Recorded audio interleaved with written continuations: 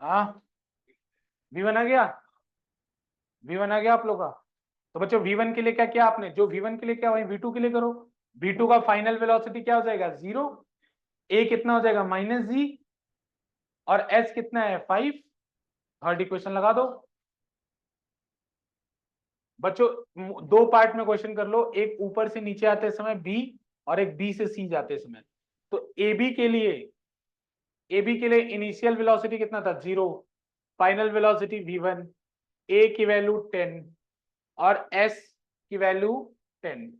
तो तीसरा इक्वेशन लगा दो, V1 square is equal to 0 square plus 2 into 10 into 10। अरे डेटा अच्छा देना चाहिए था, कोई बात नहीं। V1 इक्वल टू कितना आया 10√2 मीटर, ठीक है। V1 10√2 आ जाएगा ना बेटा, समझ रहे हो ना। तीसरा इक्वेशन ऑफ मोशन लगाए। अब इसके बाद देखो B से लेके C तक के लिए बेटा, U की वैल्यू किसके इक्वल होगी V2 के, V की वैल्यू किसके इक्वल होगी 0 के, A की वैल्यू कितनी होगी -10, और बस। तो S की वैल्यू कितनी है 5, S इज 5 मीटर। फिर से लगा दो, 0 का square is equal to V2 का स्क्वायर -2 इंटू 10 इंटू 5।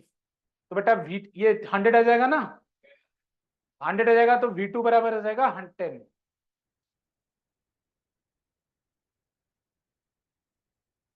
पक्का बच्चों, क्लियर। अच्छा, चेंज इन मोमेंटम कितना होगा, वो चेंज इन मोमेंटम की बारी है। तो बच्चों चेंज, अगर मैं नीचे वाले को प्लस मानता हूं तो ऊपर वाला क्या हो जाएगा माइनस, या ऊपर वाले को प्लस मानूंगा तो नीचे वाला क्या हो जाएगा माइनस। तो बेटा फाइनल मोमेंटम मैं ऊपर वाले को प्लस मान रहा हूं, होगा m into V2। Initial momentum होगा -m इंटू V1। पक्का। तो बेटा चेंज इन मोमेंटम कितना होगा, change in momentum final minus initial, तो m into V2 minus m into V1। अरे बात समझ में आ रहा है बेटा, माइनस दो बार क्यों किया, एक तो फॉर्मूले का माइनस था, एक साइन का माइनस था, ठीक है ना। तो डेल्टा पी आ जाएगा, m की वैल्यू दे रखी है 2, V2 प्लस V1। V2 कितना है 10, और वो कितना है 10√2, तो 10√2 को 14 लिख लूं अप्रोक्सीमेट। बेटा √2 1.4 होता है, तो 14 लिख रहा हूं। तो इससे इससे कितना जाए 10 प्लस, डायरेक्ट इसको लिख रहा हूँ 14, लगभग 14, और ये कितना है 10, 24 आ जाएगा ना। तो बेटा ये 24 आएगा। तो यहां से हमारा ये आ गया 48, ये कितना है 48 केजी मीटर पर सेकंड। बेटा अब आपको फोर्स चाहिए, तो फोर्स के लिए क्या करोगे, delta P upon delta T. तो कितना हो जाएगा बेटा 48 डिवाइडेड बाई 0.1, तो कितना हो जाएगा बेटा 480 न्यूटन, ये फोर्स।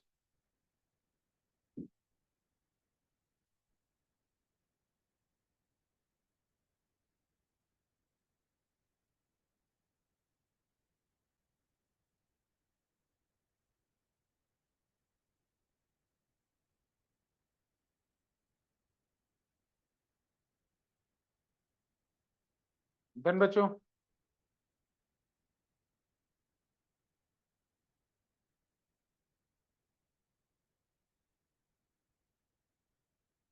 चलो नोट कर लिया, इसको समझ में आ गया ना। मतलब ये आपको बार बार ये मैं हाईलाइट कर रहा हूँ ये वाला पॉइंट, कि डायरेक्शन अपोजिट हो तो एक बार सावधानी के साथ चीजों को देखना है, क्योंकि कुछ भी हो सकता है, ठीक है ना। चलिए नोट कर लें एक बार अपने आइडिया से। मैं उम्मीद करता हूँ नेट तो चल गया। अब करण क्लास को बोला ऑनलाइन मैंने किया तो है, लेकिन अभी तक ज्वाइन नहीं हुआ। चलो कोई बात नहीं, अभी आ नहीं रहा है इसमें, पता नहीं क्यों नहीं आ रहा है। एक और क्वेश्चन करो बच्चों, एक और क्वेश्चन। क्वेश्चन है बच्चों की, ये एंगल थीटा है और एक ऑब्जेक्ट है, उसपे coefficient of kinetic friction mu है, और इसका मास m है, ये स्लाइड कर रहा है नीचे की तरफ, तो इसका एक्सेलरेशन क्या होगा। ये म्यू क्या है, म्यू के है ये म्यू के इज इक्वल्स टू म्यू है। तो अगर ये नीचे की तरफ स्लाइड कर रहा है तो what will be the acceleration of this block. चलो निकालो।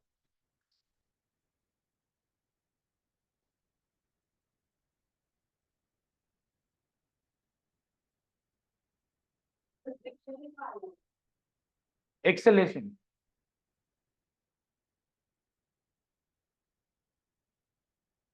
Your answer will be in terms of sine theta cos theta g and mu. Answer में sine theta cos theta g and mu है।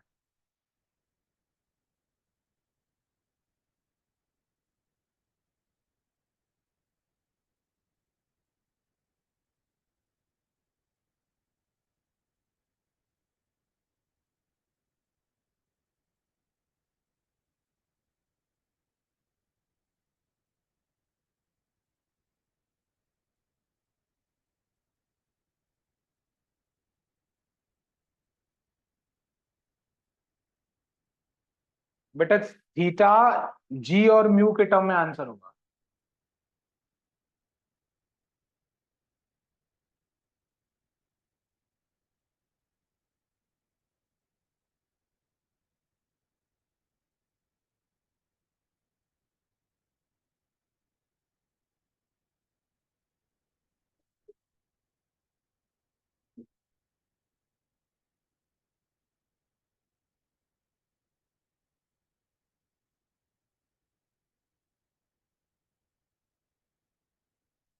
हो गया, चलो आंसर बताता हूं, check करो।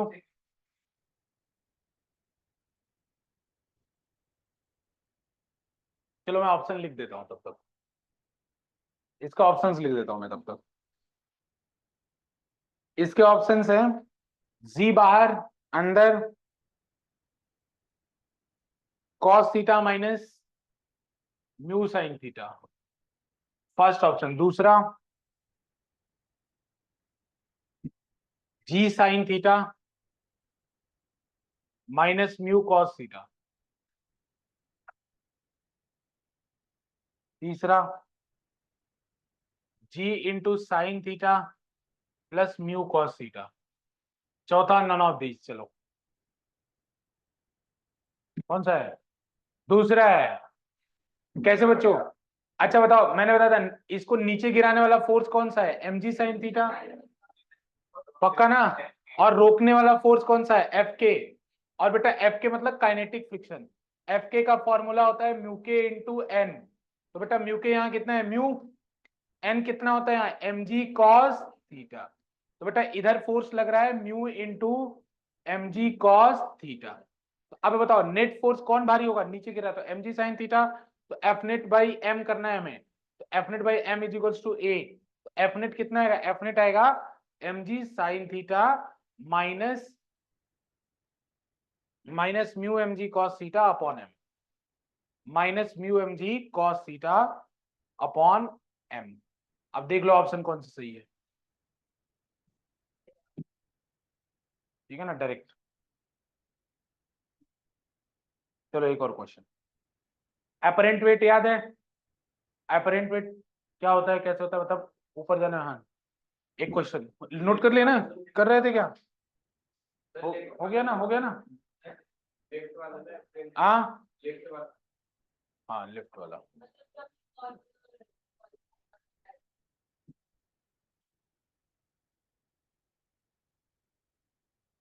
ठीक है, चलो देखो बेटा एक क्वेश्चन। क्वेश्चन ऐसा है कि लिफ्ट के अंदर पर्सन है और वो वेइंग मशीन पे खड़ा है। वेइंग मशीन पे खड़ा है, ठीक है। तो जब ये लिफ्ट ए से ऊपर जा रही है तब इसका वेट है, जो वेइंग मशीन शो कर रहा है W1। इधर वेट है उसका, ये उसका वेट है बेटा, ठीक है ना? वेट उसका W1 है। जब same lift is going downward तो उस समय उसका वेट है W2, 2। ठीक है ना? So what will be the weight of the person when lift is moving up with constant velocity, which v equal to constant?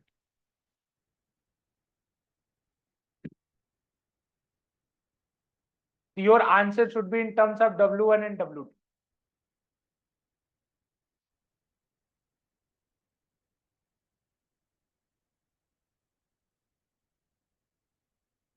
नहीं, गलत है, करो। तुक्का मत मारो बेटा, क्या फिजिक्स है ये? अभी मैं सामने खड़ा हूं ना तो बेटे देखो, ये जब लिफ्ट ऊपर जा रही है तो उसका वेट W1 है, लिफ्ट जब नीचे जा रही है तो उसका वेट W है। तो लिफ्ट जब एक स्पीड से ऊपर जाएगी तो उसका वेट क्या होगा? W1 plus W2/2।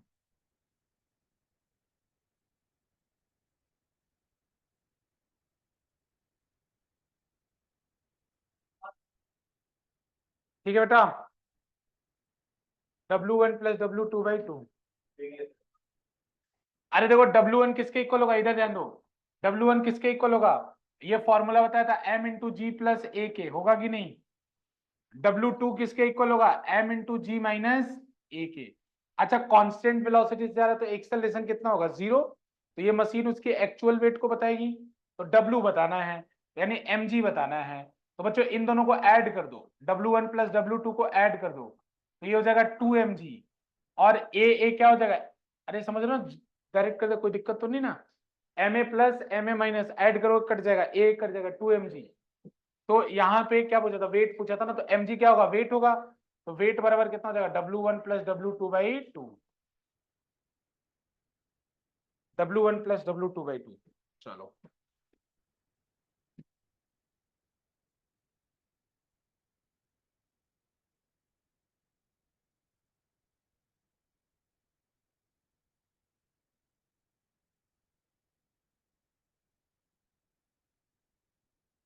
क्वेश्चन है बच्चों, ये सब क्वेश्चन आपको जो पीडीएफ भेजा गया है उसके अंदर है। इसीलिए मैं बस डायरेक्ट, क्योंकि अभी वो चल नहीं पा रहा है इंटरनेट, इसी वजह से मैं डायरेक्ट बता रहा हूँ। आपको पीडीएफ में क्वेश्चन लिखा हुआ मिलेगा, ये सारा क्वेश्चन जो मैं अभी करा रहा हूँ पीडीएफ से ही करा रहा हूँ। इसमें एक क्वेश्चन है कि एक बुलेट है बच्चों, क्वेश्चन नंबर 955 है। एक बुलेट है, उसका मास जो है 0.05 kg, 0.05 kg है, और वो 80 मीटर पर सेकंड से मूव कर रहा है। बुलेट, ठीक है ना, 80 मीटर पर सेकंड से मूव कर रहा है, और एक वुडन ब्लॉक को पेनिट्रेट कर रहा है। ये जाके वुडन ब्लॉक को पेनिट्रेट कर रहा है। Wooden block and stop distance. और बच्चों ये बुलेट जो है, इसके अंदर 0.4 मीटर पेनिट्रेट करके स्टॉप हो जा रही है। 80 मीटर पर सेकंड से इंटर कर रही है, 0.4 मीटर पेनिट्रेट करके स्टॉप हो जा रही है। Find the average resistive force. Average resistive force. हाँ, ये 0.4 मीटर अंदर पेनिट्रेट करके रुक जा रही है, ये एस है। जैसे गोली मारा गया ब्लॉक के अंदर, ब्लॉक के अंदर 0.4 मीटर गई और रुक गई। तो गोली एंट्री जो की थी 80 से की थी। तो आपको बताना है एवरेज रेजिस्टिव फोर्स, कि मतलब ये ब्लॉक ने कितना फोर्स लगाया होगा।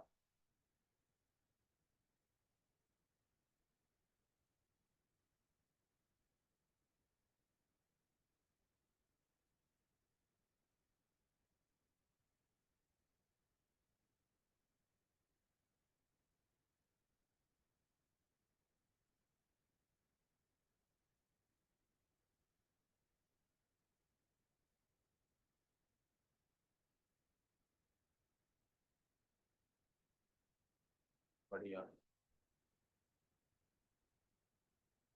बच्चों, फटाफट क्या करोगे, बताऊं क्या? लगा रहे हो क्या दिमाग? पता नहीं, आंसर मेरे को पता नहीं।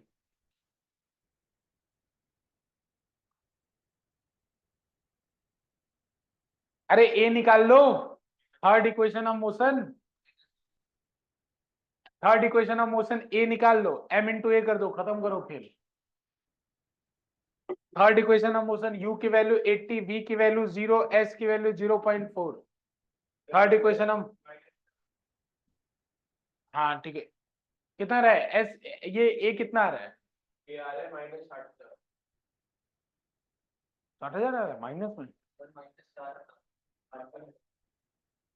4 आ रहा है या 8 आ रहा है? लो, लो, चलो करके देखते हैं।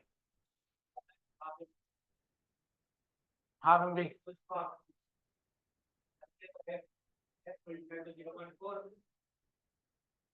ठीक, 400 न्यूटन आ रहा है। उससे भी है, हाँ अभी इनको पढ़ाए नहीं ना, वो उसको बोलते हैं वर्क एनर्जी थ्योरम, वो अभी अभी वर्क में आएगा ना।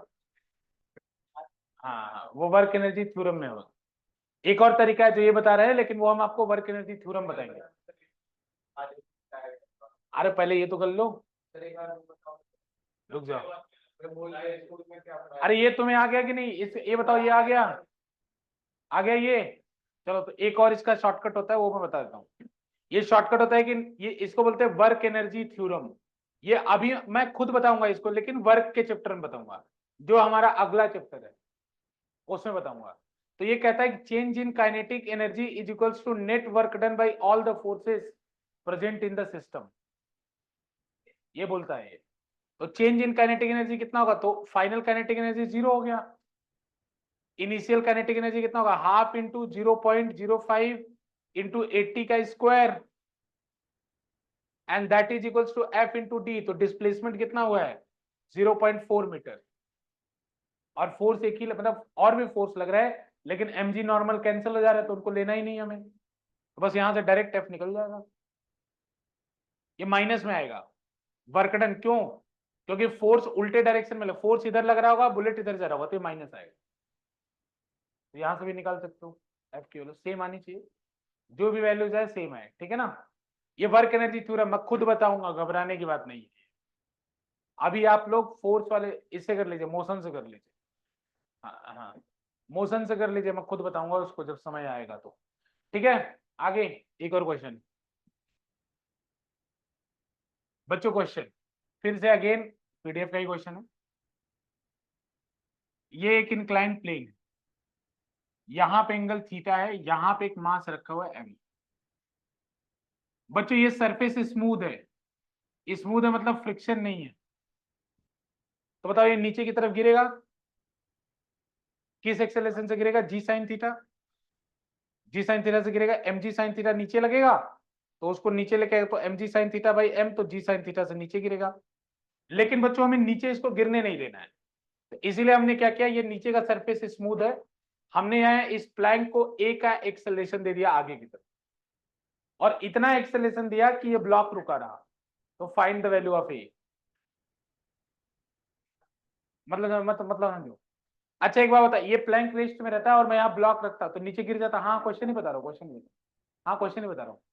ये ब्लॉक ऐसे ये फ्रिक्शन वगैरह कहीं कुछ नहीं है, तो यहाँ पे अगर ब्लॉक रखूंगा तो ये ब्लॉक नीचे गिर जाएगा, जी साइन थीटा से नीचे गिरेगा। तो बेटा हमें नीचे गिरने से इसको रोकना है, तो मैंने इधर की तरफ इसको एक वेलोसिटी दे दी, पूरे सिस्टम को प्लैंक सहित इधर एक एक्सेलरेशन दे दिया।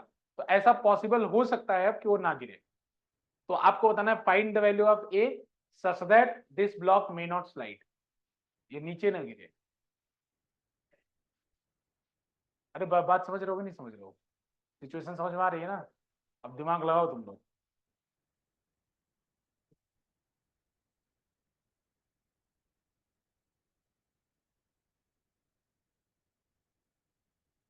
अच्छा क्वेश्चन है, बहुत अच्छा क्वेश्चन है।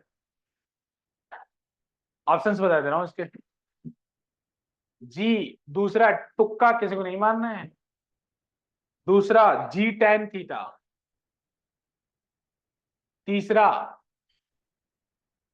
जी एल कहां से आ गया, चलो आ गया तो लिख लेते हैं, G L tan theta, L length मान लो प्लैंक का। अरे बिना मतलब वो आंसर नहीं है, मैं ये कहना चाहता हूँ, जी कॉसेक थीटा। तुक्का नहीं मानना है, पहले मैंने बोला तुक्का तो मानना ही नहीं। कुछ नहीं करना है आपको, आप एफबीटी बनाइए ना सीधे, बनाइए इसका एफबीटी बनाइए। हाँ एफ, स्मॉल एम का एफबीटी बनाओ, आंसर आ जाएगा।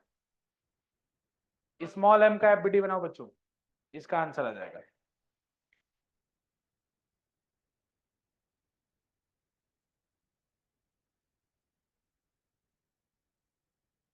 क्यों, तो हो जाए, केमिस्ट्री में क्या रखा है, दो चैप्टर है ना केमिस्ट्री में, आज आगे नहीं पढ़ोगे क्या, क्लासिफिकेशन ऑफ एलिमेंट नहीं पढ़ोगे। हाँ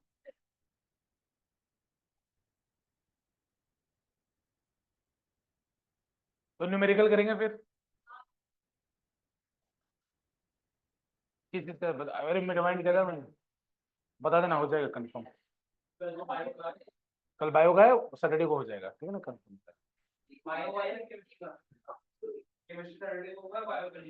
हाँ ठीक, ठीक है बच्चों, बताया जाए।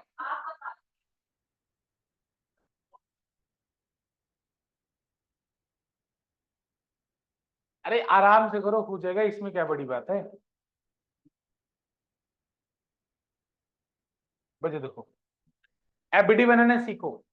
जब दो एक्सिस का पाला पड़ जाए ना, तो देखो एक एक्सिस ऐसे है, एक एक्सिस ऐसे है, एक एक्सिस ऐसे है, एक एक्सिस ऐसे है और एक एक्सिस ऐसे है, चार एक्सिस है। एक along the plane, along the plank perpendicular to the plank, एक परपेंडिकुलर टू द, एक परपेंडिकुलर टू द हॉरिजॉन्टल और along द हॉरिजॉन्टल। कोई बात नहीं, देखो पहले ध्यान से। तो इसको मैं ऐसे बाहर बना रहा हूं, देखो एक तो ये बनाते ही थे, अब प्लैंक आ रहा है तो थोड़ा एक और ऐसे बना लो। ये along द प्लैंक वाला है बच्चों, ये वाली लाइन along द प्लैंक वाली है, और ये वाली line perpendicular to the plank वाली है, ठीक है। आराम से बनाया करो कॉस डायग्राम। mg किधर लगेगा बताओ, इस वाली लाइन पे लगेगा mg, तो यहां बना लो mg। परेशान क्यों हो, तो आराम से बनाओ एकदम। अच्छा, नॉर्मल किस वाली लाइन पे लगेगा, इस वाली लाइन पे लगेगा। नहीं, क्या आंसर नहीं। अरे वो तो बात की बात है, पहले फोर्स देख लो, कंपोनेंट तो बाद में तोड़ेंगे। ये हो गया फोर्स। अच्छा, अब इन दोनों के प्रेजेंस में एक्सेलरेशन क्या लग रहा है, एक्सेलरेशन इधर की तरफ आ रहा है बस। ऊपर नीचे एक्सेलरेशन क्या है, जीरो, क्योंकि ब्लॉक ना तो अपने इस पोजीशन से ऊपर जा रहा है ना इस पोजीशन से नीचे आ रहा है। बच्चों ये हाइट ब्लॉक की हर जगह सेम आएगी ना, अगर ये मूव कर रहा है तो एच नहीं चेंज हो रहा है, मतलब ए नहीं है ऊपर की तरफ।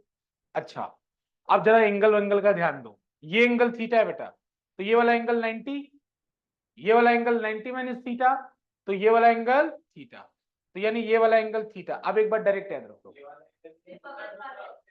अच्छा अच्छा हाँ, ये वाला एंगल थीटा, ये वाला एंगल थीटा हो गया। अब एक बार डायरेक्ट याद रख लो, कोई भी एक एंगल पता चल जाए और दो एक्सिस है ना यहाँ पे, तो हर अल्टरनेट वाला थीटा होगा, क्योंकि देखो ये 90 माइनस थीटा होगा, तो ये थीटा होगा, तो हर अल्टरनेट वाला क्या होगा, थीटा। ये भी क्या होगा, थीटा। मैं जरूरत नहीं है लेकिन मैं फिर भी बता रहा हूँ, जैसे ये 90 माइनस थीटा होगा, समझ रहे हो ना क्यों, और ये दोनों आपस में 90 है तो ये वाला थीटा हो जाएगा। ऐसे लॉजिक करके, अरे ये कोई ट्रिक नहीं है, ये सिंपल मैथ है। ये थीटा है, ये 90 माइनस थीटा है, ये 90 माइनस थीटा होगा तो ये थीटा होगा, क्योंकि ये दोनों एक दूसरे के 90 डिग्री। अब देखो, मुझे mg तो ऑलरेडी हॉरिजॉन्टल और वर्टिकल में है, देखो जिधर एक्सेलरेशन है ना उधर की तरफ कंपोनेंट तोड़ना चाहिए। अब देखो दिमाग में आ सकता है कि कंपोनेंट अलोंग द प्लैंक तोड़े कि परपेंडिकुलर टू द प्लैंक तोड़े। बट बेटा ये भी तो कर सकता था कि mg cos थीटा और mg sin थीटा, ये भी कर सकता था, लेकिन मैंने देखा कि एक्सेलरेशन इधर है, तो ऐसे ना कंपोनेंट तोड़ के n का कंपोनेंट तोड़ दूं। ध्यान से समझना है, सुनो ध्यान से, एक बार समझ लो। ए इधर है, देखो मेरे पास दो ऑप्शन था, या तो कंपोनेंट को ऐसे ऐसे तोड़ू, या तो कंपोनेंट को ऐसे ऐसे तोड़ू, मतलब ऐसे ऐसे तोड़ू along द प्लेन। तो मैंने कैसे प्रीफर किया, ऐसे, क्यों, क्योंकि एक्सेलरेशन इधर ही था। तो अब ऐसे ऐसे अगर कंपोनेंट तोड़ना है ऐसे ऐसे, तो mg तो ऑलरेडी वर्टिकल में है, तोड़ने की जरूरत नहीं उसको। किसको तोड़ने की जरूरत है, n को, तो n का इधर कितना आएगा, n cos थीटा, अरे छोड़ो जाने दो, जो भी आंसर, n cos थीटा, और इधर वाला क्या होगा, n sin theta, n sin theta.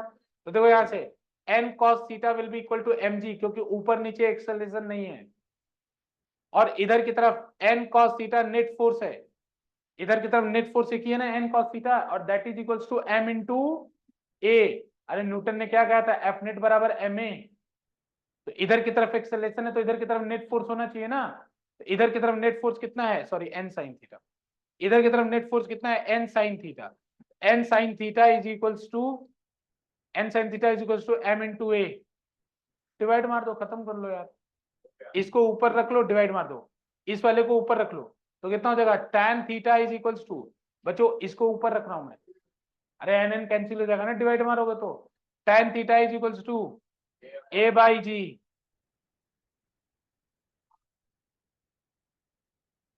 जी टेन थीटा, ठीक है ना। अरे क्या हुआ,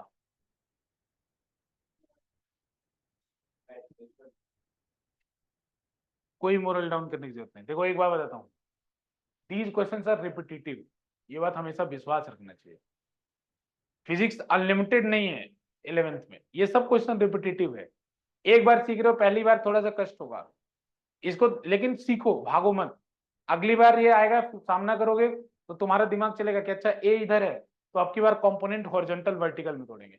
और बिल्कुल ये मत सोचो किसका तोड़ना है किसका नहीं, एकदम फ्री माइंड से पहले फोर्स ड्रॉ करो, फिर एंगल वेंगल देखो। देखो जितना दिमाग पे चीजें रहने दोगे उतना आसानी होगी, और जितना रटने पे जाओगे उतना डिफिकल्टी है।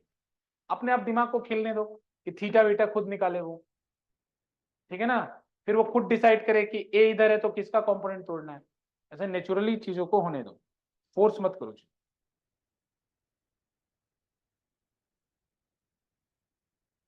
ठीक है ना।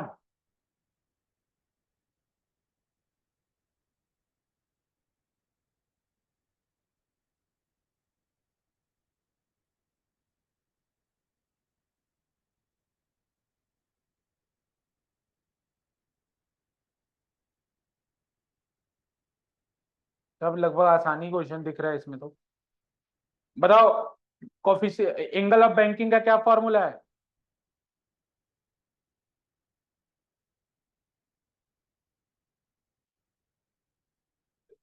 एंगल ऑफ बैंकिंग का जब फ्रिक्शन के साथ,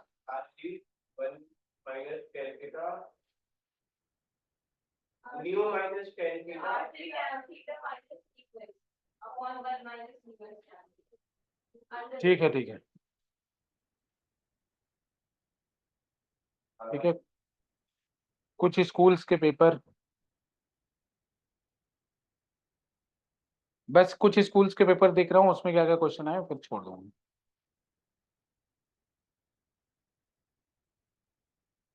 ठीक है ना, किसी को कोई डाउट है तो बता दीजिएगा मुझे। मिलेनियम स्कूल का हाफ ईयरली का पेपर है।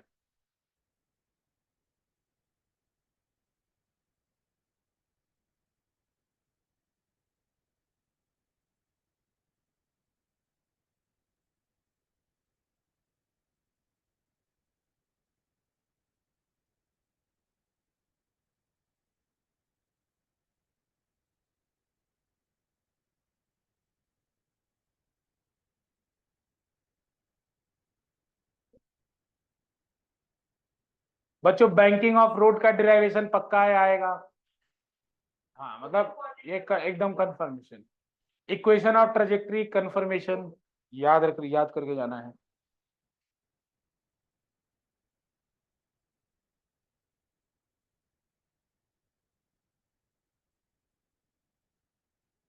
Derivation of equation of motion by calculus method हो जाएगा।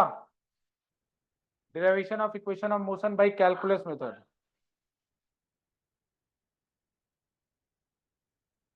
तो बस ठीक है।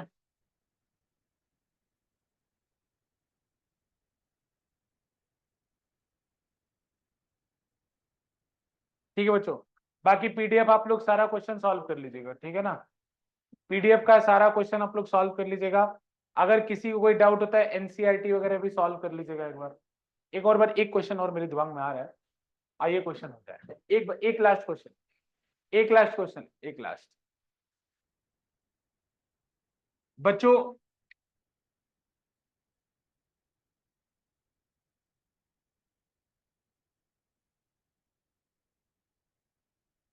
इधर ध्यान दो, इधर एक लास्ट क्वेश्चन दिमाग में आ रहा है।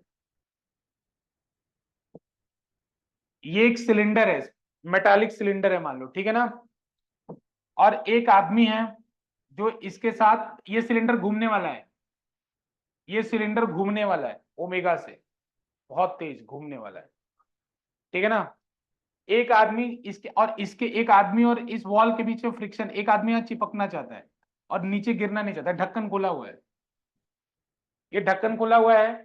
आदमी यहाँ जाएगा तो नीचे गिर जाएगा पक्का, ठीक है ना, गिर जाएगा ना। तो ये म्यू की, मान लो इस आदमी के बीच में और इसके वॉल के बीच में coefficient of static friction mu है, ठीक है ना, coefficient of static friction mu है, और इस आदमी का मास m है, ठीक है ना। तो ये सिलेंडर कितना तेज घूमे, find the value of omega such that man may not fall. ये एनसीईआरटी का क्वेश्चन हुआ करता था, ओल्ड एनसीईआरटी का क्वेश्चन है ये। अब फाइंड द, स्कूल वालों को नहीं पता ना, स्कूल वाले तो पिछले वाला पेपर टेप देते हैं और बोलेंगे ये तो है ही। Find the value of, find the minimum value, find the minimum value of omega such that man may not fall.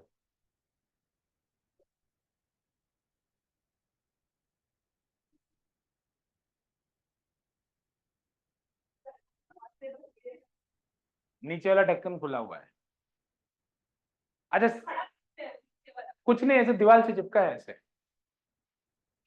अरे अरे तुमने तुमने वॉशिंग मशीन नहीं देखा है, वॉशिंग मशीन जिसमें घूमता है, जिससे कपड़ा एकदम साइड वॉल में जाके चिपक जाता है। अरे स्क्वीज कैसे होता है कपड़ा, अरे उसके अंदर से पानी कैसे निकलता है, वो इतना तेज घूमता है ना कि सारा का सारा कपड़ा वॉल की तरफ चिपक जाता है, और उसमें से वाटर स्क्वीज होता है किनारे किनारे। देखा है ना, तो वही बात है कि कपड़ा नीचे नहीं गिरेगा अगर तेजी से घूमेगा तो। देखो इधर ध्यान से, रेडियस ले लो, रेडियस चाहिए बच्चों, सॉरी रेडियस चाहिए। देखो मैं बताऊं क्या, मैं बताऊं, अच्छा ये नहीं गिरेगा तो इसके ऊपर बच्चों एक फोर्स लगा, फ्रिक्शन, फ्रिक्शन ही तो गिरने से इसको बचा रहा होगा, तो फ्रिक्शन ऊपर की तरफ लग रहा होगा। एफबीडी बनाओ ना, एफबीडी, हर चीज का सोल्यूशन एफबीडी है। फ्रिक्शन किधर लग रहा है बच्चों, एफबीडी एकदम अपना लो, ये बात मान लो, एफबीडी बहुत अच्छी चीज है। इसका आराम से, कुछ भी नहीं समझ में आया एफबीडी बनाने बैठो।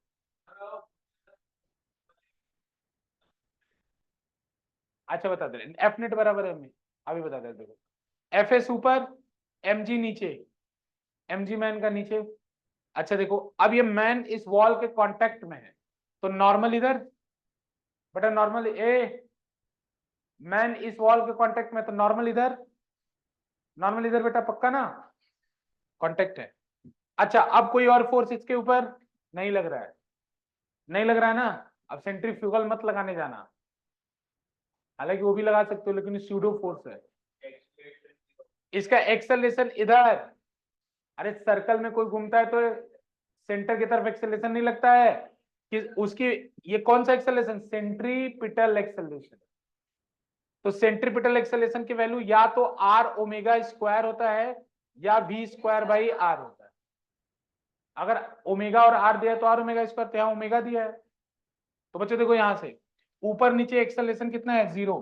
तो देखो F S should be equal to M G, F S should be equal to M g. तो बच्चों अगर गिरने से इसको रोकना है तो फ्रिक्शन की वैल्यू मैक्सिमम होनी चाहिए, तो स्टैटिक फ्रिक्शन की मैक्सिमम वैल्यू कितनी होती है, एफ एस मैक्स। तो F S max should be equal to M G. F S max कितना होता है, mu S into N, mu S into N. तो बेटा म्यू एस कितना दे रखा है, म्यू, एन अभी हम लोग को निकालना है, तो म्यू एस इंटू एन बराबर एम जी। ये पहला इक्वेशन बना। अब दूसरा देखो, इधर की तरफ नेट फोर्स कितना है, एन, और इधर की तरफ एक्सेलरेशन कितना है, ए। तो बेटा न्यूटन का सेकेंड लॉ कहता है एफ नेट बराबर एम ए। तो यहां से एन बराबर कितना आ जाएगा, एम इंटू ए सी। एफबीडी से दो इंफॉर्मेशन मिला, एक ये वाला और एक ये वाला। अब बताओ एन की वैल्यू उठा के वहां पुट कर दो यार, ओमेगा निकल जाएगा। हाँ, एन की वैल्यू पुट करो यहाँ पे, तो कितना होगा, म्यू इंटू एन कितना है, एम इंटू एसी, एसी को आर ओमेगा स्क्वायर कर दो, that is equals to M G, M से एम कैंसिल हो जाएगा, ओमेगा की वैल्यू आ जाएगी, ओमेगा की वैल्यू निकालनी, जी अपॉन क्या आएगा, म्यू आर।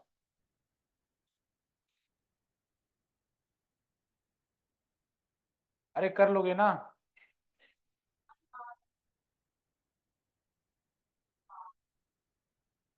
ग्रामोफोन पता है आपको, ग्रामोफोन, अरे वो इतना बड़ा बड़ा डिस्क होता था, जिसपे, अरे पुराने समय में होता था ना, ऐसे ऐसे होता था निकला हुआ, और उसमें ऐसे डिस्क इतनी बड़ी बड़ी, एक गाने की एक डिस्क होती थी, वो ऐसे से घूमता, पुरानी मूवीज में नहीं देखा है? अरे देखा होगा ना, ऐसे इतनी बड़ी सी डिस्क होती है, वो घूमती है और उसके ऊपर ऐसे पॉइंटर लगते हैं, तो ऐसे ऐसे सामने रहता है, वो बजता रहता है, तो उस पे एक सिक्का रखेंगे। देखो मैं कराऊंगा नहीं क्वेश्चन, लेकिन मैं बता रहा हूँ क्वेश्चन आ सकता है। उस पे एक सिक्का रखेंगे, बोले सिक्का कितना दूर तक रख सकते हैं कि वो नीचे न गिरे, तो कर सकते हो कि नहीं कर सकते? सिक्के का एफबीडी बनाना, एमजी, एमजी नीचे, एन ऊपर, एन ऊपर बेटा, फिर उसका वो सिक्का गिरेगा तो किधर गिरेगा पहले पता लगाना, बाहर, तो फ्रिक्शन अंदर, एफबीडी समझ रहे हो कि नहीं? मैं बस ऐसे शॉर्ट में बता दे रहा हूँ बच्चों। अगर सिक्के का एफबीडी बनाऊंगा, नॉर्मल ऊपर, एमजी नीचे, फ्रिक्शन बाहर, और सॉरी अंदर, वो बाहर की तरफ स्लिप करेगा ना, वो बाहर की तरफ स्लिप करेगा ना, तो फ्रिक्शन उसे स्लिप करने के लिए किधर लगाएगा, अंदर, तो फ्रिक्शन अंदर, उसका एक्सेलरेशन भी अंदर, किसके किसके बराबर acceleration, centripetal acceleration, R omega square. ये एसी बराबर कितना होगा, आर ओमेगा स्क्वायर। तो बच्चों कुछ नहीं, एन बराबर एम जी, और एफ एस को एफ एस मैक्स कर देना, F S max is equals to M into R omega square. कर लोगे ना अब तो, म्यू इंटू एन, एन की value M G into M into R omega square, M से एम कैंसिल कर देना, ओमेगा की वैल्यू आ जाएगी, या आर की वैल्यू निकालने को तो आर की वैल्यू आ जाएगी। मतलब ये टेक्निक टेक्निक टेक्निक, क्वेश्चन से नहीं, टेक्निक से मतलब है बच्चों। एफबीटी एकदम बनाओ, एफबीटी पूरा बनाने से सब आंसर आ जाता है। छोड़ दूं एक क्वेश्चन? हाँ नहीं नहीं, केमिस्ट्री केमिस्ट्री फिजिक्स छोड़ दे रहा हूं, इधर एक क्वेश्चन होमवर्क करके आना, एक क्वेश्चन होमवर्क, जो चाहे बाहर बैठ के बना के जा सकता है। देखो इधर एक रिंग है बच्चों, इस रिंग नहीं, चेन है, चेन, चेन समझ रहे हैं? इसका मास m है और लेंथ l है, चेन का मास m है और लेंथ l है, ठीक है ना? और म्यूएस की वैल्यू इस सरफेस की म्यू के इक्वल है, ठीक है ना? तो बच्चों एक बात सोचो, ये रियल लाइफ एग्जांपल है। अगर चेन ले लो लंबा सा, और इसको कुछ हिस्सा ऊपर रखना है और कुछ हिस्सा नीचे, तो अगर नीचे वाला हिस्सा बढ़ाते जाऊंगा तो चेन एक टाइम बाद स्लिप कर जाएगा, लेकिन ऊपर हिस्सा ज्यादा रहेगा तो स्लिप नहीं करेगा। तो कितना पोर्शन में ऊपर रखूं जिससे चेन स्लिप न करे, this is the question.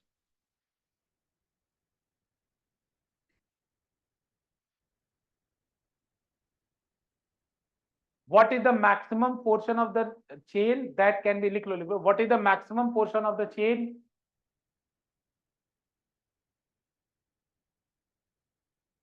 that can be hanged,